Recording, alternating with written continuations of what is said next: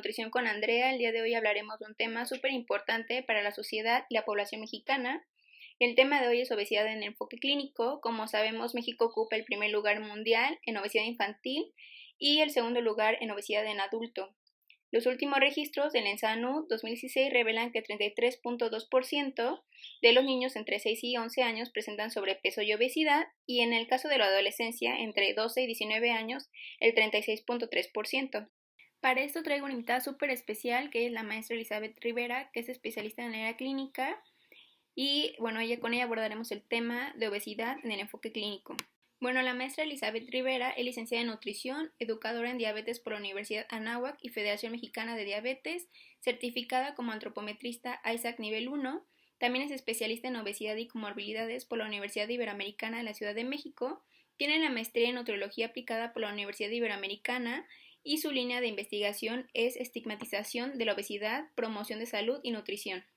Asimismo, lleva más de 10 años laborando para hospitales privados de la Ciudad de México y Cuernavaca en áreas de terapia intensiva con apoyo nutricio enteral y parenteral, geriatría y cirugía bariátrica, 9 años de experiencia como catedrática y también es consultora independiente. Hola, bueno, te voy a hacer la primera pregunta, que sería, bueno, sabemos que tú te desarrollas en el área clínica y cuéntame cuál ha sido tu mayor experiencia y reto dentro de un hospital. Mi mayor experiencia, yo creo que la mayor experiencia fue cuando inicié a nivel hospitalario en el área de terapia intensiva, el poder hacer los diagnósticos específicos en el paciente para el riesgo de desnutrición o desnutrición y poder saber con exactitud la cantidad de macronutrimentos y micronutrimentos que necesita para toda una red de enfermedades que presenta. Entonces ese fue como el primer reto al que me enfrenté de forma pues bastante dura a nivel hospitalario para saber con exactitud cuántas calorías requiere para poder salir del proceso patológico y no arriesgar la vida del paciente, así como el tiempo que tenía que estar con el apoyo nutricio, además de realizar toda la formulación. Entonces, yo creo que ese es uno de los principales retos a los que me he enfrentado, si lo veo desde el punto de vista de nutrición, desde el punto de vista como profesional de salud. Yo creo que el ver la cantidad de enfermedades crónicas que hay allá afuera en los pacientes y que por el hecho de no cuidarse o no prevenir con anticipación todo esto los lleva a desenlaces bastante críticos. Entonces yo creo que esas han sido mis dos grandes experiencias más fuertes. Una es pues ya tener al paciente crítico y otra ver cómo el paciente con las enfermedades crónicas se puede complicar en el área hospitalaria.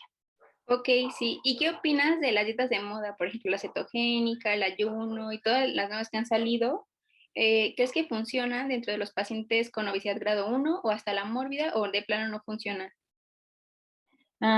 Bueno, de lo que serían las dietas que se han ido dando a través del tiempo, pues hay algunas que sí tienen sustento científico y que se han estado estudiando hasta la fecha, hay otras que no. Entonces, primero, hablemos de las que se tienen sustento científico, ¿no? O sea, hablando, por ejemplo, de dieta cetogénica, ayuno intermitente, que es como de lo último que anda muy de moda. Yo creo que sí pueden funcionar para el paciente siempre y cuando el paciente tenga o lleve esas características como para que a ti te dé las pautas de decir, ay, sí, este paciente, pues de por sí ya come demasiada, a lo mejor, ¿no? Cantidad de grasas, entonces si le quito realmente los hidratos de carbono, pues no le va a perjudicar, ¿no? Entonces, ver este tipo de aspectos te puede ayudar para algunas dietas que están sustentadas, pero bueno, previo a que nosotros como nutriólogos digamos, le voy a dar esta dieta, nuevamente tengo que revisar a través de diferentes métodos de investigación que en verdad haya un sustento que pueda ayudar fisiológicamente al paciente. Y eso es con respecto a lo que serían las dietas, vamos a verlo así, científicas, dietas de moda. Hay muchas que no tienen sustento, o sea, por ejemplo, a lo largo de lo que he dado de consulta, de repente me llegan que la dieta de la toronja, ¿no? Y bueno, ¿quién te dijo de la dieta de la toronja, no? Entonces, tienen un principio al final psicológico o placebo, como se le conoce. Entonces, a veces también es esa parte de adherencia que dicen, es que me va a funcionar y sí me está funcionando y sí estoy bajando de peso. Entonces, yo creo que también es abrir ese ámbito que si el paciente siente que le ayuda, sí ve él una mejoría, aunque fisiológicamente no le ayude, ¿no? Entonces también tenemos que ver ese parteaguas. Yo lo que puedo dar como recomendación es cuando llega el paciente y trae toda esta cantidad de dietas atrás, pues ir sacándolo poco a poco de lo que serían las dietas de moda, que se hace la dieta de la cebolla, la dieta de la toronja, la dieta de la papaya, ir poco a poco cambiándolo, porque si lo cambiamos de golpe, a veces siente que nuestro tratamiento no es lo adecuado porque él pensaba que ese tratamiento le funcionaba, ¿no? No funcionan al final, no hay principio nuevamente fisiológico, pero psicológico, ¿sí? Entonces a veces el impacto psicológico que tienen puede ser más fuerte que el fisiológico que tú le puedas estar explicando. Mi recomendación sería pues estar revisando constantemente. Tenemos actualmente pues muchísima información con lo de los influencers que andan de moda, entonces de repente ellos dicen a mí me funcionó esto y no tiene aquello y no tenemos ese control de información, entonces sí hay que estar como muy al pendiente, pero no podemos ser con los pacientes tan tajantes de decirle no, lo que tú estás diciendo está mal. Hay que hacerles ver por qué está mal y poco a poco ir cambiando toda esta ideología, porque a veces también nosotros podemos provocar que no nos crean o que digan, sí, tiene razón esta persona y el nutriólogo no la tiene, ¿no? Entonces esa sería como la perspectiva y nuevamente sustentarse, ¿no? Yo que les puedo recomendar ya como final desde el punto de vista de nutrióloga, los nutriólogos pues revisemos si hay algún tipo de metaanálisis o revisión sistémica en cada uno de estos tipos de dietas y eso nos puede dar un sustento para saber si sí la utilizamos o no en el paciente. Ok, sí, está súper interesante que sepamos eso y lo recalquemos porque es muy importante.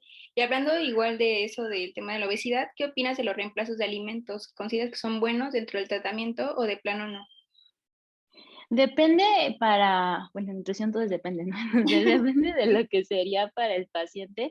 Por ejemplo, si estoy hablando de un paciente con obesidad grado uno, o sea, que yo te diga reemplazos de alimento, híjole, habría que determinar qué tanto se podría acostumbrar a un reemplazo de alimento. Al final, un reemplazo de alimento, pues es una sustancia química, veámoslo así.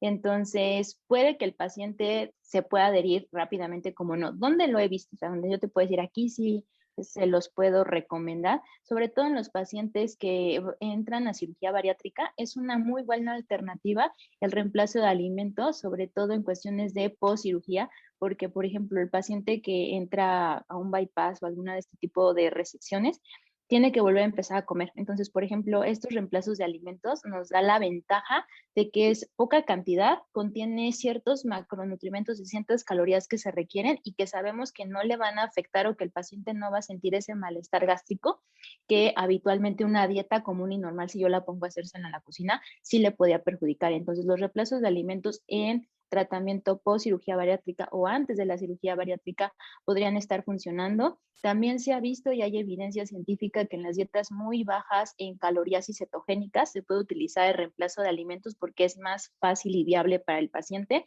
que si le mandamos a hacer el plan de alimentación completo y tú diseñas este menú nuevamente, ¿no? En tu cocina y compra todos los ingredientes. Entonces, sí se pueden utilizar, pero tenemos que ver las características nuevamente del paciente. Hay pacientes que por cuestiones psicológicas tienen que ver el alimento, percibirlo, olerlo, tener todo el contexto del alimento y entonces si yo le digo, no, pues ahora va a ser este alimento, esta botellita, pues obviamente el paciente se va a sentir que le estás dando un medicamento, ¿no? Entonces, sí pueden funcionar, pero hay que ver nuevamente cómo está nuestro paciente para ver si es viable o no. Aquí lo que tenemos que buscar mucho en el tratamiento del paciente con obesidad es qué tanto se va a adherir al tratamiento. Entonces, hay veces que los pacientes, pues nosotros creemos por nuestra perspectiva se va a adherir, ¿no? Y no vemos como todo lo demás que está englobando al paciente, familia, cuestión social, trabajo, educación, que pues, eso también nos impacta mucho. Entonces, tenemos que ver como todo el contexto del paciente para decir, de todas estas alternativas que hay, como los reemplazos de alimentos, si le funciona o no le funciona. Ahora, ¿dónde lo he trabajado más? Te digo, cirugía bariátrica y en pacientes con obesidad grado 2 es donde más me ha tocado trabajarlo, pero no es que exclusivamente sea ahí, ¿no?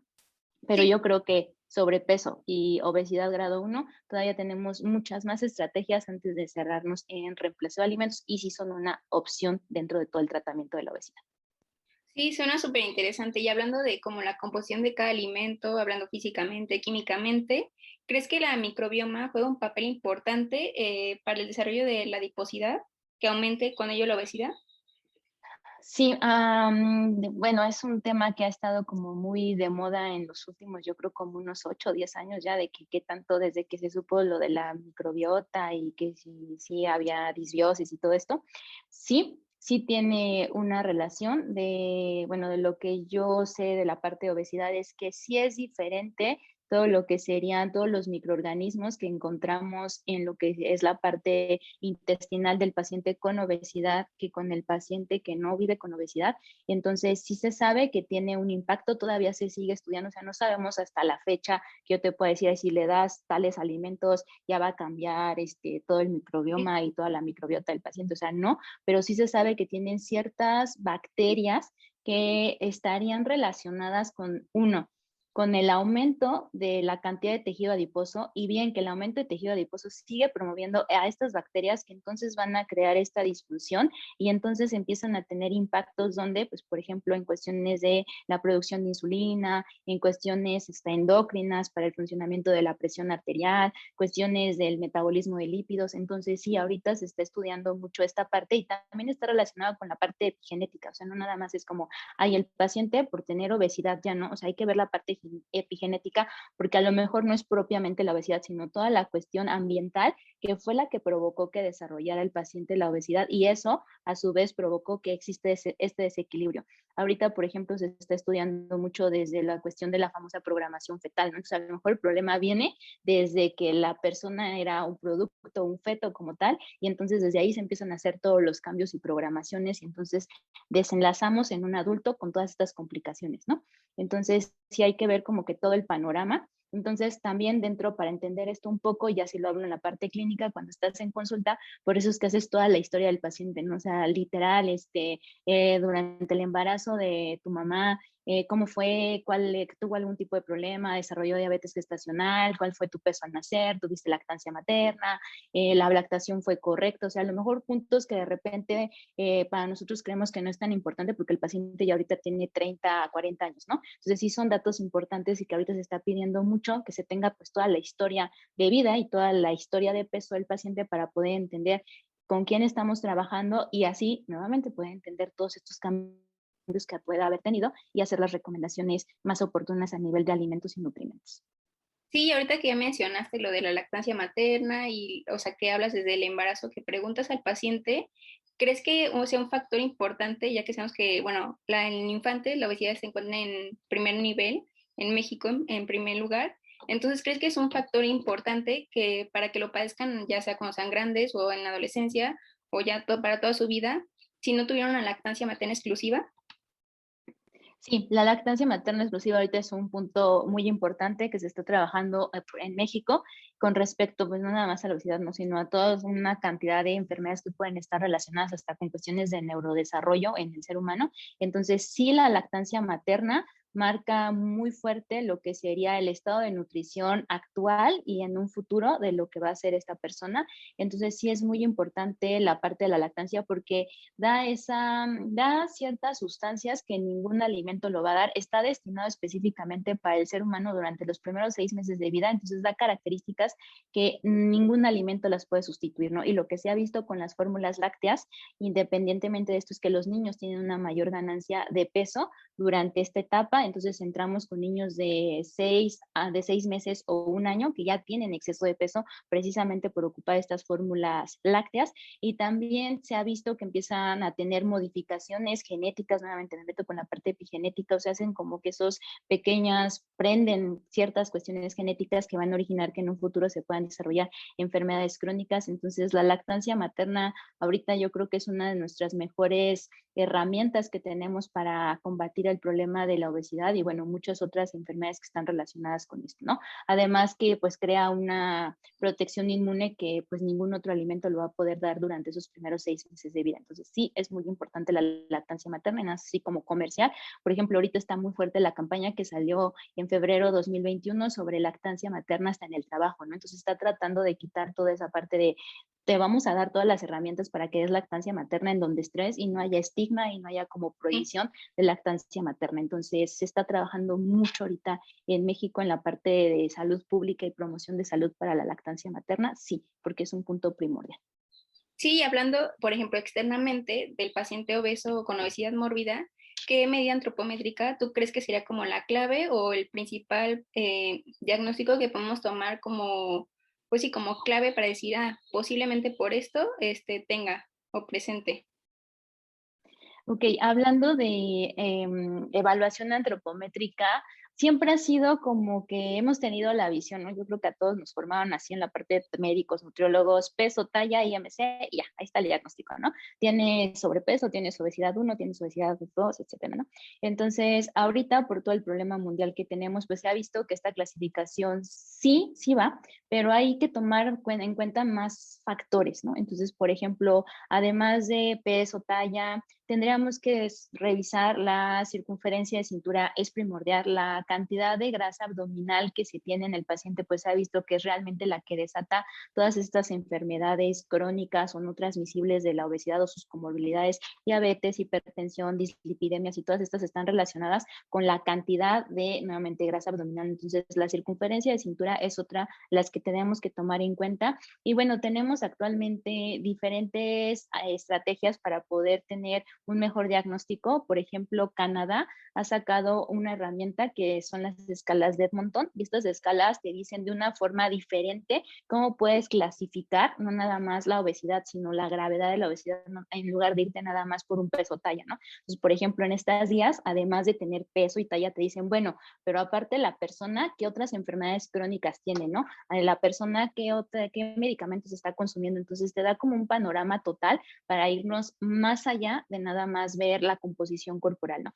Regresando a composición corporal, además de la circunferencia de cintura, del peso, de la talla, de todo esto, de ver todo el panorama de enfermedades, historia familiar, medicamentos, también es muy importante determinar los porcentajes de grasa del paciente y de la masa muscular, ¿no? Porque de repente, o sea, es raro, pero si tienes un paciente que tenga un IMC de 30 y tú nunca has visto al paciente y tú dices, ah, pues por IMC tienes obesidad, ¿no? Pero cuando ves al paciente es puro músculo y dices, ay, no, espérame, no era un paciente con obesidad, es un paciente que realmente tiene mucha masa Sí. muscular, ¿no? Entonces, ahora lo que nos dicen, o sea, si tuvieras los ojos cerrados y no sabes del paciente y te dicen el número que te detona, pues no me puede detonar mucho porque realmente lo que importa es también saber qué cantidad del cuerpo tiene grasa corporal y qué cantidad del cuerpo es grasa muscular. Entonces, son un conjunto de medidas las que se tienen que tener y no nada más el indicador antropométrico es el que tenemos que evaluar en el paciente con obesidad, hay que evaluarlo de forma conjunta, ¿no? Entonces se tiene que hacer todo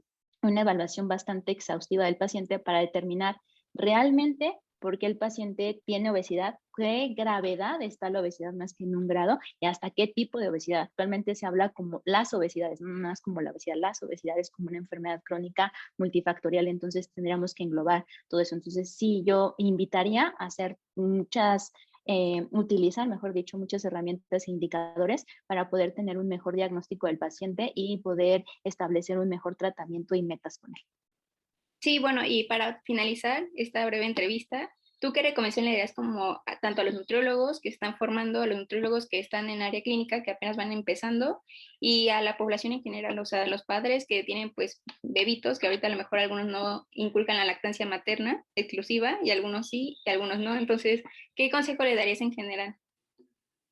Pues mira, empiezo por la población en general. Yo creo que pequeños cambios son importantes, o sea, a veces la población dice, es que el nutriólogo, el médico quiere que cambie radicalmente mi vida y entonces quiere que haga 3 horas de actividad física y entonces quiere que todo mi día sea frutas, verduras y ya. Entonces, son pequeños cambios, o sea, un granito de arena que pongamos puede hacer la diferencia.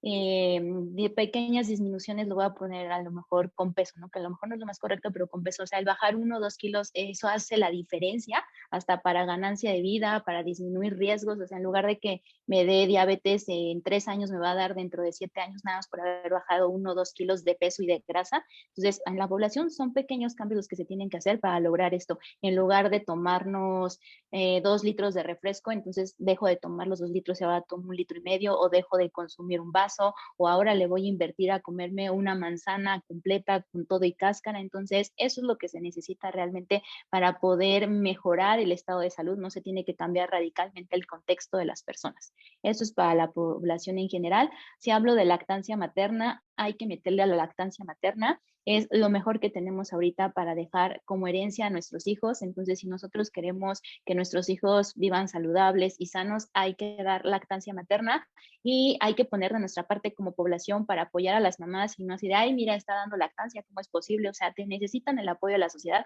y tenemos que quitar toda esa discriminación y prejuicios que hay hacia la lactancia materna. Entonces, también la población tenemos que ayudar en eso.